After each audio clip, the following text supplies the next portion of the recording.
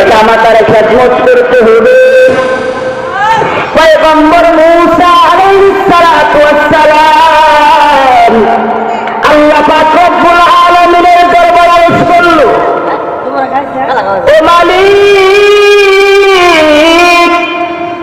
জান্নাতে যে বান্দা আমার সাথে, জান্নাতে যে বান্দা, যে লোক আমার বন্ধু হবে, তার সাথে আমার সাক্ষাৎ করে দিন।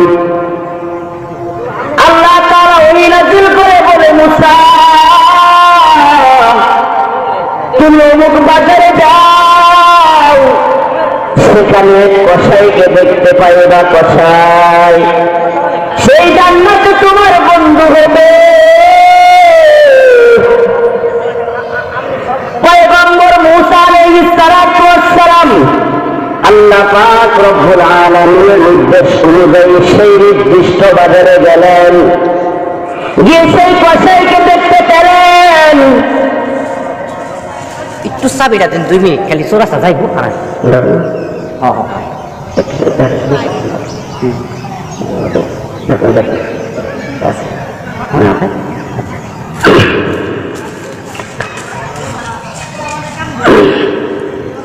পয়গম্বর মূসা আলাইহিস সালাতু ওয়াস সালাম উল্লেখিত বাজারে গেলেন, সেখানে গিয়া সেই কসাইকে দেখতে পেলেন এবং পয়গম্বর নবী সন্ধ্যা পর্যন্ত অপেক্ষা করলেন।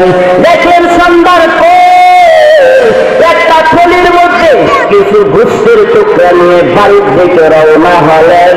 পয়গম্বর মূসা আলাইহিস সালাতু ওয়াস সালাম লোকটির কাছে গেলেন এবং তাকে গিয়ে বললেন, আমাকে কি তোমার বাড়িতে মেহমান হিসেবে একটা দিন আশ্রয় দিতে পারবা?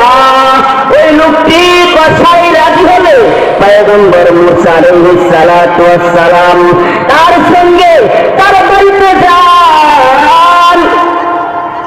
কসাই বাড়িতে পুষে গোশতের টুকরোগুলো ভালোভাবে রান্না করে তারপর ঘরের এক স্থান থেকে একটা থলে থেকে জীর্ণ শীর্ণ এক বিদ্যাকে বাহির করলো। অতঃপর গোশতের ঝোলগুলো গোশত তৃপ্তি সহকারে বিদ্যাকে খাওয়ালো। তারপর বিদ্যার কাপড় চোপড় পরিষ্কার করে রোদে শুকিয়ে আবার বিদ্যাকে পরিয়ে সযত্নে বিদ্যাকে পরিয়ে দিল। তারপর আগের মতো সেই থলির মধ্যে সযত্নে ধরে সেখানে এক স্থানে ঘরের এক স্থানে রাখিয়া দিল। তখন বিদ্যা ঠোঁট মেরে বিড়বিড় করে কি যেন বলছিল। পয়গম্বর মূসা নবী ওই লোকটাকে জিজ্ঞাসা করলেন, এই বিদ্যা বিড়বিড় করে ফিরে কি বলল? কসাই লোকটি বলল, এই বিদ্যা এই বলে দোয়া করে বলল, আল্লাহ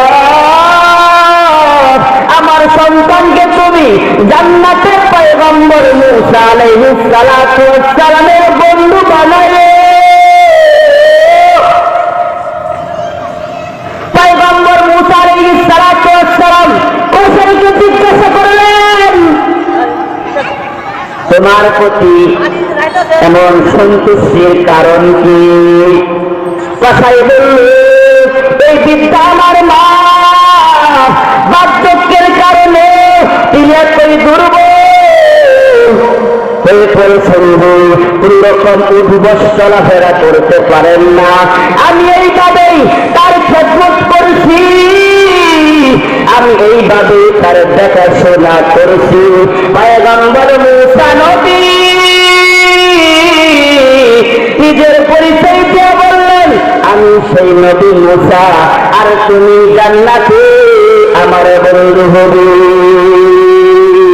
জান্নাতে যায় মা দ্বারা হাসতে, যে পারে মা দ্বারা হাসতে। পিতা মাতার সাথে সুন্দর ব্যবহার করতে হবে, তাদেরকে কখনো ধমক দেয়া কথা বলা যাবে না। হাদিস শরীফের মধ্যে আছে, যে বান্দা জুমার দিন মাগরিব এবং এশারের মধ্যবর্তী সময় 2 রাকাত নফল নামাজ আদায় করবে,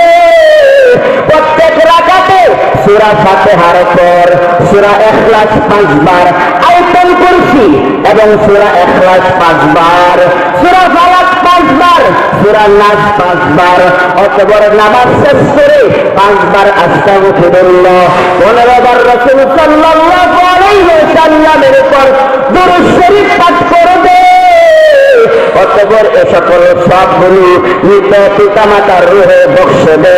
মায়ের নবী বলেন তাহলে সে যেন পিতা মাতার হক কিছুটা আদায় করেছে। সাহাবায়ে কেরাম রাদিয়াল্লাহু তাআলা আনহু বলেন সন্তান যদি পিতা মাতার জন্য দোয়া করা ছাড়িয়া দেয়, সন্তানের রিজিকের অভাব অনটন দেখা দিতে পারে। এক ব্যক্তি রাসূলের কাছে এসে বলল, ইয়া রাসূলুল্লাহ, কার উপর যদি তার পিতা মাতাও সন্তুষ্ট অবস্থায় মারা যায়, তাদেরকে সন্তুষ্ট করার উপায় কি? মায়ের নবী বলেন উপায় হলো তিনটি। এক, সন্তান নিজেই নেককার হয়ে যাওয়া। দুই, পিতা মাতার আত্মীয় স্বজন বন্ধু বান্ধবদের সাথে সুন্দর ব্যবহার করা। তিন, নিজের জন্য দোয়া করার সময় তাদের পরকালীন নাজাতের জন্য দোয়া করা এবং তাদের জন্য বেশি বেশি সাদকা করা।